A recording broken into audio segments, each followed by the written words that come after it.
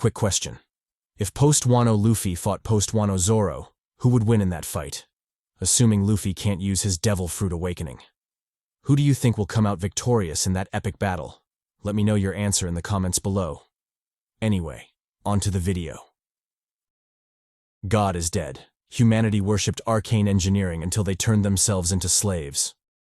On a catastrophic battlefield, a lone figure stands tall against a formidable enemy. Despite his lethal wounds and being hopelessly outmatched by a demon god, he still rises, picking himself up from the ground. Through gritted teeth, he curses the world, questioning the unfairness of it all.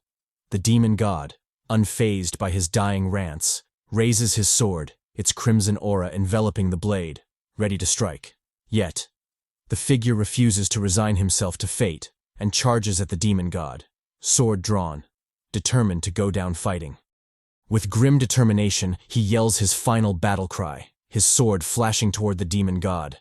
Their clash, akin to a nuclear explosion, levels the entire area, reducing everything and everyone to dust and ash. Despite his best efforts, the outcome is an utter and pathetic defeat. His body is thrown back, lifeless and mangled under the sheer power of the demon god. This entire scene takes place in Arcane Soul, the best apocalyptic modern fantasy game. Our main character, Joonsoo, a 22-year-old college student, is an avid fan. Right now, however, he's losing his shit, furiously cursing the game, calling it a trash, pay-to-win scam. "How's a free-to-play like me even supposed to enjoy this game?" he yells. In the background, his character's pathetic dying face stares back at him. GG to our boy. To add insult to injury, the demon god, controlled by the player-rich heavenly demon Chan, mocks Joonsoo, telling him he didn't even grind and was on autoplay the whole time. Damn. Still, Demon King Chan congratulates him on getting that far as an F2P player, but not before delivering merciless attacks that finish off Joonsoo's character, leaving him seething with rage. Completely oblivious to the puzzled looks from passers-by, Joonsoo yells in frustration, cursing the fact that he lost to a big whale even after spending 10,000 hours on the game. He declares the game trash, a gamble with overpowered characters. After calming down, Joonsoo blames himself for wasting time on the game, but even though he keeps complaining, he just can't quit. Deciding to do his dailies before starting homework, our boy goes for the free pulls, fully expecting to get another useless bot warrior Kim, as usual. Turns out, he's a down bad no-lifer who does dailies no matter what. Contrary to his expectations, Lady Luck finally smiles on him. He pulls a platinum chest, drawing the one and only heavenly demon, the strongest character in the game. The chances of pulling him for free? A literal miracle. As expected, Joonsoo loses his shit, dancing like a maniac in the streets, completely unbothered by how ridiculous he looks to everyone around him. Deciding to raise his new character, he accesses the character panel.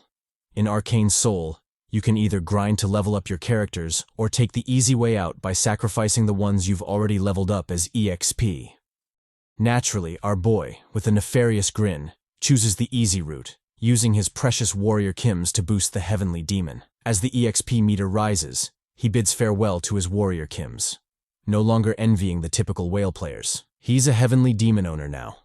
Focused on his new character, Joonsoo doesn't notice the traffic light is red, nor does he see Truck Kun speeding toward him. The driver's fast asleep. Cursing the familiar turn of events, Truck Kun swiftly sends him to Jesus. Sometime later, Joonsoo startles awake, lying in a hospital room with his broken leg in a cast. Sitting up, he wonders where he is, and his question is swiftly answered by a splitting headache, a side effect of his recollection. Yes, he was indeed kissed by Truck Kun and had been in a coma before regaining consciousness. His thoughts are interrupted when a nurse enters the room, acknowledging his conscious state and calling him Warrior Kim. Puzzled, Joonsoo wonders why she's calling him that. The nurse doesn't explain and leaves to fetch the doctor. The scene shifts to Joonsoo, gazing at his patient chart. His name, sex, and cause of admission are listed, but once again, he's referred to as Warrior Kim. Clearly confused by this strange mistake, Joonsoo brushes it off as guilt for sacrificing all his Warrior Kims to level up the heavenly demon. There's no way he could actually be Warrior Kim, right? Getting up from the bed, Joonsoo, proving himself as a typical dumb protagonist, steps forward on his broken leg. a decision he instantly regrets. The intense pain messes him up, his anguished screams echoing through the hospital. Hearing the screams, the nurse rushes in, advising him not to move yet. Well, duh. The doctor chimes in, letting him know he actually got off lightly for someone hit by a truck. Joonsoo, still in agony, holds onto his leg and continues to wail. The doctor, ignoring his cries, informs him that he still needs to undergo some tests, an MRI and a magical vision test. Joonsoo, catching the strange word, magical, starts to wonder what the hell is going on. First, they call him Warrior Kim, and now they're talking about magical tests? At the front desk, the receptionist mercilessly tallies up his hospital bill. Emergency room, X-ray, services. It all adds up to a whopping 22 million won. Naturally, Joonsoo flips out, asking how they could charge so much when he's only been in the hospital for 4 days. The nurse explains that since he doesn't have insurance, he has to pay for everything in cash. Joonsoo shoots back, asking about his national health insurance, arguing that every Korean is entitled to it. The nurse, puzzled, asks what he means by national insurance. As far as she's concerned, he doesn't have Legion insurance or Magic Tower insurance. Joonsoo freezes. He's heard these terms before. Desperately trying to remember, it suddenly hits him. The Legion, Megacorp, Magic Tower, and Holy Order. These are the 4 major factions that dominate Arcane Soul, the game he played. We get some backstory about the arcane world, a world abandoned by God, overrun by monsters and otherworldly beings. Humanity, in a desperate attempt to survive, crazily developed arcane science. In this polluted world full of monsters, humans modified their bodies to survive another day. Simply put, it's a hellish place to live. Realizing his situation, Joonsoo can't help but curse. He's well and truly screwed. Lamenting over his fate, he reflects on how happy he was pulling the heavenly demon, only to wake up as a tutorial character. He chalks it up as divine punishment for sacrificing all his warrior Kims. Upon arriving at his new residence, he's shocked by its tiny size, much smaller than his previous accommodation. Why was warrior Kim so poor? Sitting on the dusty bed, Joonsoo wonders what he should do. His body is messed up, his money non-existent, and soon enough, events like nuclear wars, dimensional rifts, or the revival of old gods will make this world a living hell. He has no confidence to survive as he currently is. Thinking of something, Joonsoo grabs a nearby pen. If this really is the world of Arcane Soul, there's one thing he needs to check before it's too late. Stealing his resolve, he plunges the pen deep into his hand. Overwhelmed by the pain, he screams, tears trickling down his face. But then, miraculously, a green aura envelops his injured hand, swiftly healing the wound, leaving no trace behind. Rejoicing, Joonsoo is greeted by a system panel informing him he's unlocked the trait. Wound recovery. Still delighted, Joonsoo breaks the fourth wall to explain why he raised so many warrior Kims. As a free tutorial character, warrior Kim was the only one without a base trait, allowing players to unlock and switch traits at will. For a strategic player like Joonsoo, warrior Kims were more versatile than higher rarity characters. Grinning maniacally, he activates wound recovery, healing his injuries and discarding his hospital bandages. Now that he's warrior Kim, he can acquire any trait he wants, if he works for it. In the brutal world of Arcane Soul, people die if they're powerless, poor, or just unlucky. But Joonsoo vows that won't happen to him. We get a montage of his rank rising from 115,000 to 7,000 to 158, as Joonsoo promises to survive no matter what. He's got 10,000 hours of game knowledge under his belt as an F2P player.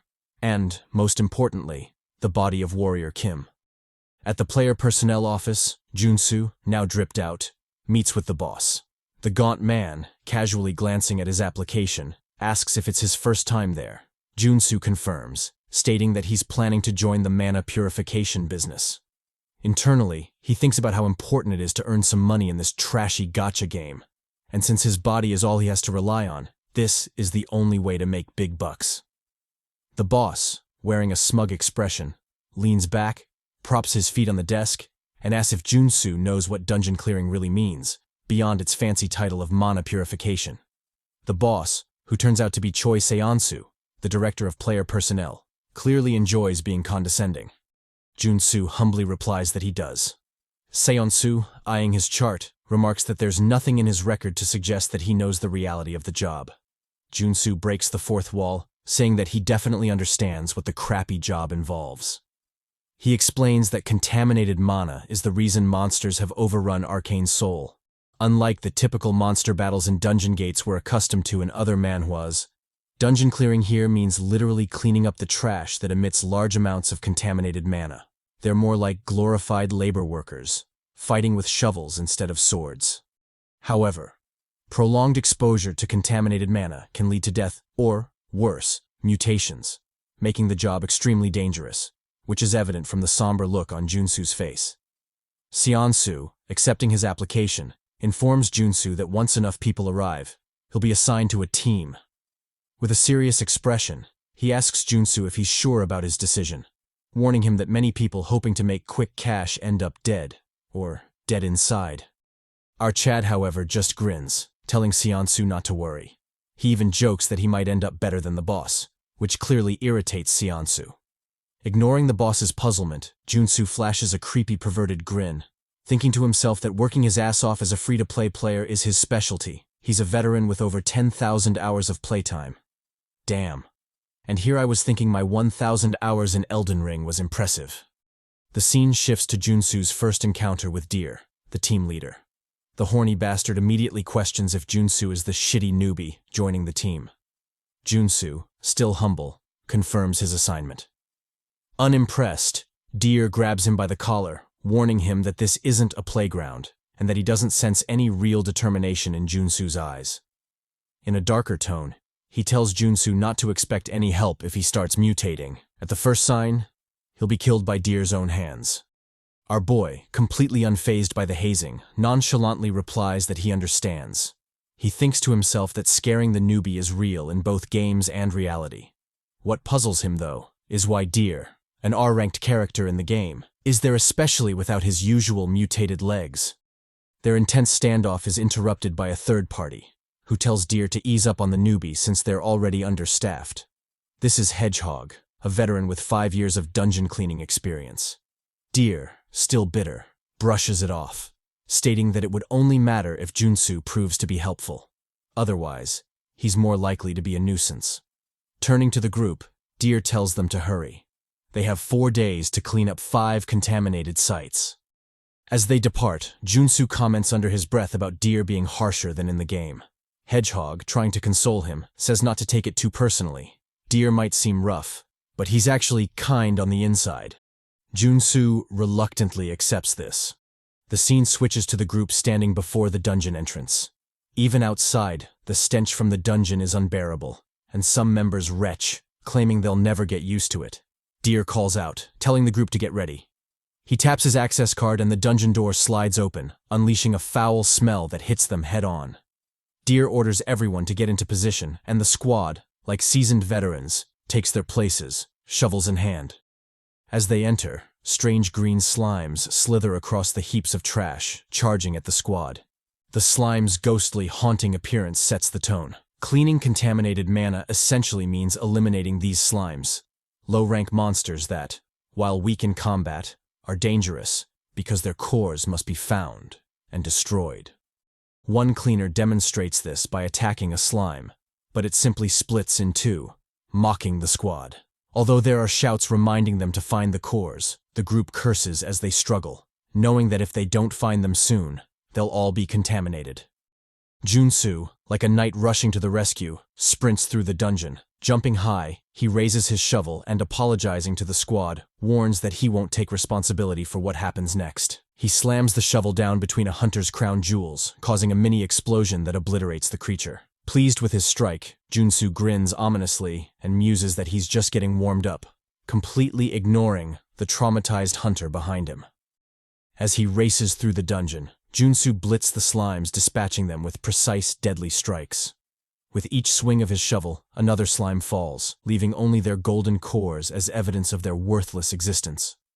The squad, visibly shocked, asks how he's able to do it. Joonsoo, jumping for a finishing blow on the largest slime, replies that it's indeed possible. We are taken back to 2 days before the expedition, where our boy, Joonsoo, was frantically searching through a children's playground, wagging his tushy in a way that startled the nearby kids. Their mothers quickly dragged them away from the strange scene, muttering about keeping their little ones away from the weird pervert causing a scene. After a few minutes of digging and rummaging, Joonsoo finally struck gold. Or, rather, a 501 coin. This small victory was immediately acknowledged by a system prompt, congratulating him on acquiring the treasure hunt trait. Joonsoo, grinning from ear to ear, celebrated his new trait, which he deemed the most important one for the warrior Kim character. He even did a little dance, basking in the glory of not only unlocking the trait, but also adding a shiny 501 coin to his collection. A nearby grandmother, clearly disturbed by the sight, quickly covered her grandchild's eyes and hustled them away, hoping to leave before Joonsoo could cause any further embarrassment. Before diving into the dangerous world of monster cleaning, Joonsoo had to learn some important lessons about gathering traits. First, obtaining these traits worked just like in the game. As long as he fulfilled certain conditions, he was good to go. We see him gagging over chunks of garbage, likely in pursuit of another trait. And true to form, he's rewarded with the contamination resistance trait, a tough one to acquire, but essential for survival in his line of work. He explains that each player can have up to 6 traits and can swap between them as needed. Admiring his growing collection of traits, Joonsoo feels a deep sense of pride in what he has accumulated through sheer determination, blood, sweat, and tears. Back in the present, Joonsoo lands the final blow on the giant slime, sending its remains flying everywhere. Covered in slime goo, Joonsoo grins, confirming that his hard work is paying off. Sticking out his tongue like a crazed psycho, he praises the warrior Kim labor specialty. Despite his contamination resistance trait being active, licking the air at this moment seems unwise. But hey, what do I know? Let that tongue go wild, Joonsoo. Later on the bus, exhausted from a day of work, Joonsoo laments that even with the help of traits, working all day is tough. Hedgehog joins him, calling him amazing. They're heading home early thanks to him. Hedgehog asks if Joonsoo is waiting for an awakening. Like deer, our boy downplays his role, saying that his military experience is what helps him handle a shovel. Hedgehog praises him again, unaware of the horns slowly growing on his head. Joonsoo notices and muses that Hedgehog must have been exposed to too much contaminated mana. He urges him to take it easy, but Hedgehog refuses, saying that debt collectors are scarier than mutation. A few days later, as Joonsoo digs his shovel into the ground, he reflects on the exhaustion surrounding the team, most still reeling from the effects of contaminated mana. His attention is drawn to Hedgehog, who is vomiting excessively. Hedgehog has advanced further in his mutation, his behavior becoming more aggressive. Joonsoo remembers warning him not to push himself too hard, but he's interrupted by Deer. The bastard leader teases that Joonsoo looks ready to go again, chalking it up to youthful vigor. He congratulates Joonsoo, encouraging him to keep up the good work. Joonsoo humbly attributes it to teamwork, though inwardly, he knows it's thanks to his traits. He glances at Deer, wondering if his R rank is what's keeping him going. Before they can enjoy the moment, a sudden grunt of pain catches their attention. Hedgehog, enveloped by dark energy, begins to transform. The squad watches in horror as Hedgehog undergoes a violent mutation, resulting in a massive explosion of mana that devastates the dungeon. Joonsoo curses as the vile aura envelops them. Hedgehog, now a towering mutant with spikes all over his body, growls menacingly. His monstrous form looms over Joonsoo, his mouth dripping with drool from sharp, predatory teeth. Hedgehog has become the terrifying mutant known as Hedgehog Mutant. Joonsoo, clutching his shovel, knows they're absolutely screwed. All his traits, designed for cleaning, are useless in combat. No matter how he looks at it, they're well and totally fucked. And true to his words, the mutant Hedgehog clocked him straight in the face, sending our boy flying, his pathetic expression on full display. The punch was so strong that when he finally landed, Joonsoo coughed up a mouthful of blood. He begrudgingly admitted the vast difference in their strength, thinking he'd be dead for sure if things continued like this. At that moment of panic, a system notification popped up before our boy, informing him that he'd received the endurance trait. Snapping out of his weak and pathetic thoughts, Joonsoo realized that he still had his traits. It was too early to give up. To survive, he knew he had to focus and think of ways to defeat the mutant Hedgehog. Pulling up his status screen, he decided to equip some useful traits: strength, mana heart to help control his mana, endurance to reduce damage taken, mana absorption and deep respiration to help absorb and regenerate mana, and finally, the pièce de résistance, the trait, corruption resistance. We all know corruption resistance helps resist corruption, but I'm guessing our boy is about to pull some ass-pull MC plot armor with it soon. Let's just wait and see. With the basics in place, our boy challenged the mutant hedgehog to come at him, his trusty shovel ready to dig some ass. The hedgehog, unaware of the incoming ass-digging, charged at him. Joonsoo, unbothered by the behemoth's ominous charge, calmly activated his strength trait, increasing his power tenfold.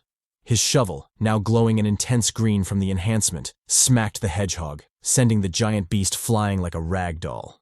Watching the airborne hedgehog, Joonsoo smirked. His plan was working. If so, then he could definitely win. However, the hedgehog wasn't done. From its aerial position, it curled up like a real hedgehog, changing direction and spinning toward Joonsoo, its sharp spikes inching closer. Joonsoo, witnessing the absurd turn of events, cursed. What kind of ridiculous technique was that? The hedgehog didn't give him time to recover. Using a stone as a ramp, it flung into the air, building momentum with its spin. It came crashing down on our boy, who could only curse at the absurd technique before being absolutely demolished by the attack. Skidding to a stop after the strike, the mutant hedgehog grinned. It was obvious it enjoyed smashing our boy. Its joy, however, was short-lived as Joonsoo jumped out of the rubble, ready for round 2. He had used endurance to tank the hit, but it still hurt like hell. Enraged and vengeful, our boy attacked, unleashing a barrage of blows on the mutant beast. He knew he couldn't stop. If he did, he'd die. His only choice was to keep attacking. Tired of being a punching bag, the hedgehog countered. Charging its spikes, it shot them at Joonsoo, who barely dodged a headshot. But the hedgehog wasn't done. After the first strike, it unleashed a volley, turning our boy into Swiss cheese. Thrown back by the relentless barrage, Joonsoo winced in pain, but he wasn't done yet. Getting back up, he charged at the hedgehog, his fist poised to deliver a devastating blow, his war cry sounding out. But it was all futile. As fast as lightning, the hedgehog blew his arm to bits, reducing it to a mangled mess. Unrelenting, the hedgehog charged up all its spikes and before Joonsoo could react, blew off his arm entirely, finally finishing the job. The sadistic beast laughed as it prepared another strike. Its goal was clear. Joonsoo had to die.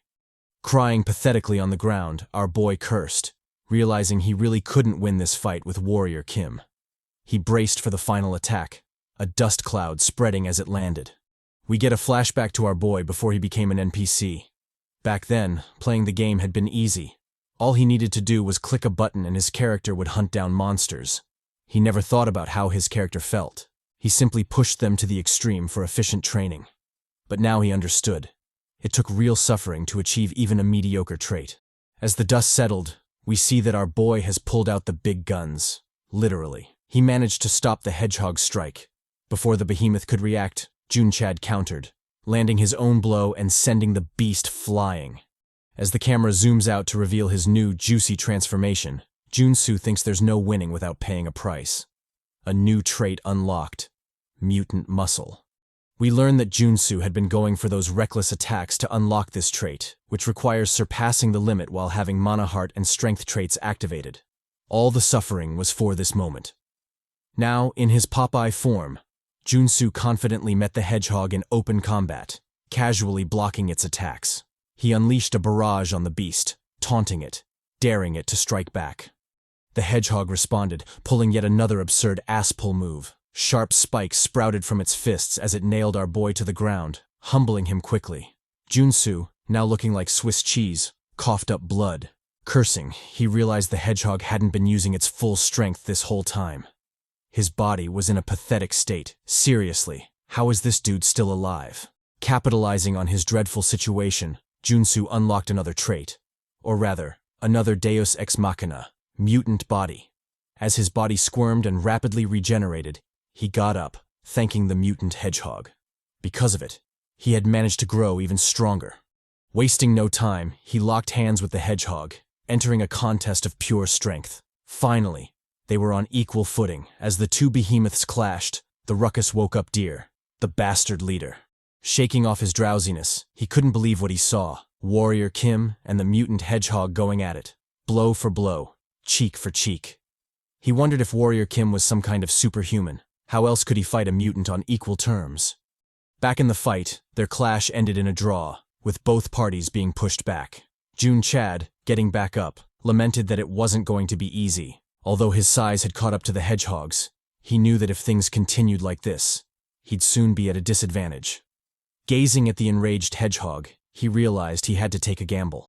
Activating his corruption resistance trait, our boy resolutely deleted it.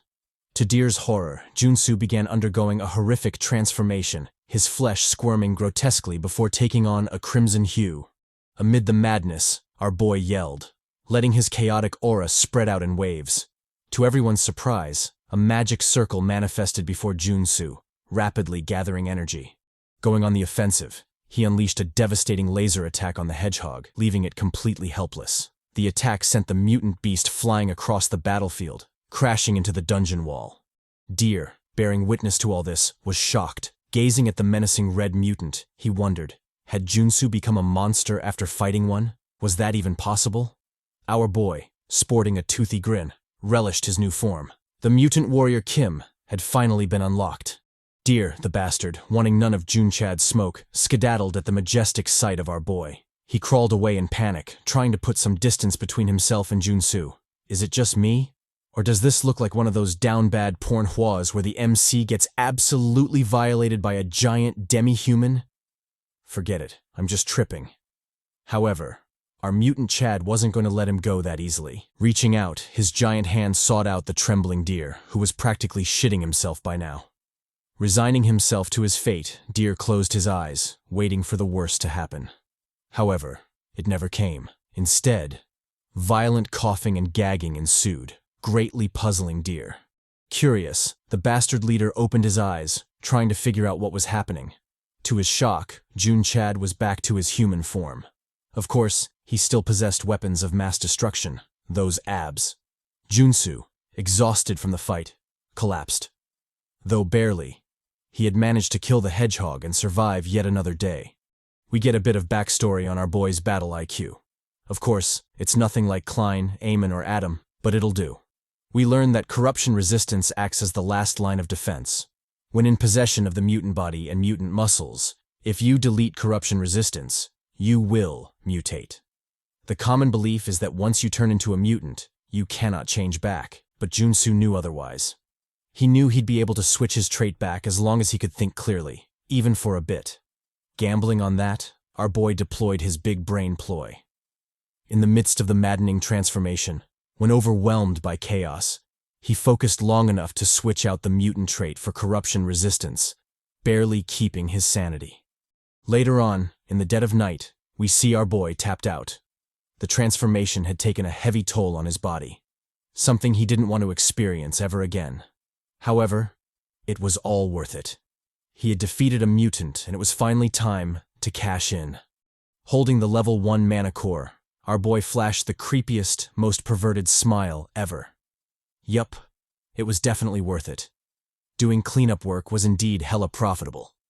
Our boy's short jubilation was interrupted by Deer, the bastard, asking if he was all right. Deer, both curious and suspicious, questioned Joonsoo about his mutant transformation. Joonsoo, knowing how troublesome it'd be if strange rumors spread about him, decided to play it cool. He casually informed Deer that he'd gambled on being able to turn back after his transformation and just got lucky. Deer, obviously not buying his BS, wanted to argue, but our boy was one step ahead. Gifting Deer a handful of mutant cores, he made a swift getaway, telling them to head back. Joonsoo secretly glanced back at Deer, hoping that the bribe and the fact that he had literally saved Deer's life would be enough to keep his secret safe. However, from the look on Deer's face, it didn't seem like it would be that simple. We cut to the next day at the guild. The guild leader, whose name I forgot and will be calling Cable from now on, was kissing our boy's ass. Joonsoo, casually sipping his coffee, nonchalantly replied to Cable's questions. He was more intrigued by the bastard's changed demeanor and why he was sucking up so much. Cable, as if reading our boy's thoughts, informed Joonsoo that he should have disclosed the fact that he was a superhuman. He would have gotten better work instead of just cleanup. Joonsoo, intrigued by Cable's misunderstanding, didn't correct him. In Arcane Soul, a superhuman awakens an ability that allows them to obtain powerful mana. In this world, where strength is power and authority, Superhumans are basically nobles. It made sense to Joonsoo why Cable would misunderstand. After all, only a superhuman could defeat a mutant. Finding it more beneficial, he decided not to correct Cable. The lore dump is cool and all, but are we not going to acknowledge the absolutely smoking elf mommy? If this was a recruitment poster, I'd sign up immediately. Cable, pulling our boy from his thoughts, decided to settle the cash rewards, and our boy was all too happy about it, his perverted smug grin showing. Cable informed him that typically, he would get 5 million from the original 50 million total reward after factoring in fees and charges. But this time, Cable handed him a wad of cash. Joonsoo, losing his shit from the bundle, exclaimed in delight. It was a whopping 12 million, his original share plus a bonus. It sure was nice being a superhuman. Donning his signature perverted smug grin, he eagerly expressed his desire to continue working together. Our boy left Cable's office in high spirits, wondering what he'd do with the cash now that he'd raked in such a huge windfall. A strange voice called out to our boy, noting that he seemed to be in a good mood. The stranger, fidgeting, commented that Joonsoo must have gotten paid a lot. Joonsoo noted that he was one of the guys he'd worked with the previous day. He replied that they finished the job, so of course, he got paid. The man, seeing his chance, appealed to Joonsoo, saying that his wife was sick and he needed a loan. Our boy, gazing suspiciously at the man, noted that it wasn't a good idea to help others in this world, especially if you didn't know them well. There was always a chance they could stab you in the back, not to mention taking care of yourself was already hard enough. However, even with all those reasons, he still reached out and gave the man a handful of cores. He knew he'd feel bad if he ignored him. Our boy's generosity proved to be the wrong choice, as we cut to the same man laughing maniacally at Joonsoo's naivety. Damn, I really want to punch his ugly mug. Deer, the bastard, was also present, mocking Joonsoo, saying he must be new to the game. The backstabbing man, who I'll call Weasel, added that he bet Joonsoo would have given him more if he'd said his kid was sick too. He expressed his frustration at Joonsoo getting paid more than them. They had received a rat's ass compared to our boy. Deer, solidifying himself as a trash villain, mocked our boy, saying he wasn't even a superhuman. They ought to teach him a lesson. Weasel asked if he had a plan, and Deer, with a cruel smirk, confirmed he did. He knew the naive Joonsoo had some strange ability. Since that was the case, they would teach him just how scary the real world could be. Our boy, however, was oblivious to the schemes brewing. He was chilling in bed, having naive thoughts about being a hero in the world because of his generosity. Oh, such a fool.